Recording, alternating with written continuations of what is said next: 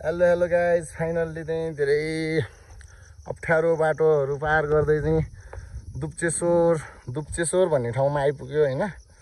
यहाँभन्दा अलिकति उतापट्टि चाहिँ एउटा मन्दिर बन्दै रहेछ होइन। पहिला मन्दिर थियो अरे, त्यही हेर्न आएको। अहिले चाहिँ भत्काएर बन्दै रहेछ होइन गाइज।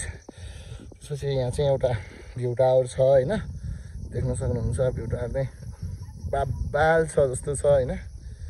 अनि म चाहिँ यो भ्यू टावर अब हेर्न जाँदैछु गाइज होइन। तपाईँहरू यताबाट हेर्न सक्नुहुन्छ भ्यू टावर होइन। यस्तो दामी छ, यस्तो हाइटमा छ नि होइन।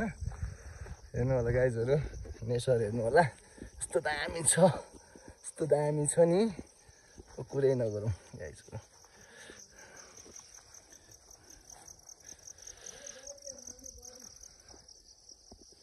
के हो गडी भने कहाँबाट? यहाँ चाहिँ एउटा भाइले चाहिँ गडी हेर्न आउनु भन्दैछ। गडी भनेको नि राम्रोसँग त थाहा छैन, सुन्न चाहिँ पहिल्यैदेखि सुने हो गडी भनेको। नाम जस्तो लाग्थ्यो गडी भनेको होइन। यहाँबाट चाहिँ कसले हाने अरे भाइ? ए यहाँबाट चाहिँ पृथ्वीनारायण शाहले गाइज होइन काठमाडौँ उपत्यका हान्नु भएको अरे होइन। काठमाडौँ उपत्यका उतै हो, मैले फेरि देखिहालेँ अहिले यहीँबाट होइन।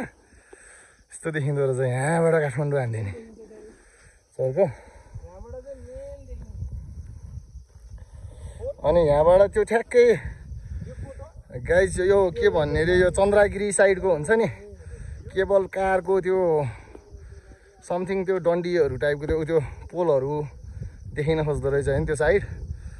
मेरो क्यामेराले खासै जुम गर्दैन होइन गाइज। यस्तो दामी रमाइलो छ नि, सबै एकचोटि चाहिँ घुम्न आउनु होला होइन। यहाँ चाहिँ शिवजीको एउटा खतरा एकदम ठुलो हुन्छ नि, पशुपति जस्तै लगभग टाइपको धार्मिक स्थल छ होइन। यहाँ एउटा झन्डा पनि छ होइन। मिल्छ त्यहाँ, यो भ्यू टावर हो, चढ्न मिलिहाल्छ। अहिले चढ्नुपर्छ, ब्याट्री पनि लो भन्दैछ होइन, 10% मात्रै छ। ठ्याक्कै यहाँ आउँछु भन्ने थाहा थिएन बिहान होइन, चार्ज पनि गरेन।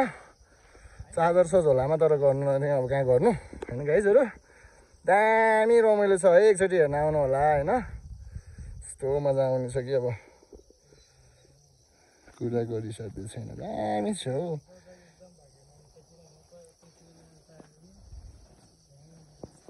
पृथ्वीनारायण शाहले यहीँबाट हाने अरे गडी। केले हाने भाइ गडी?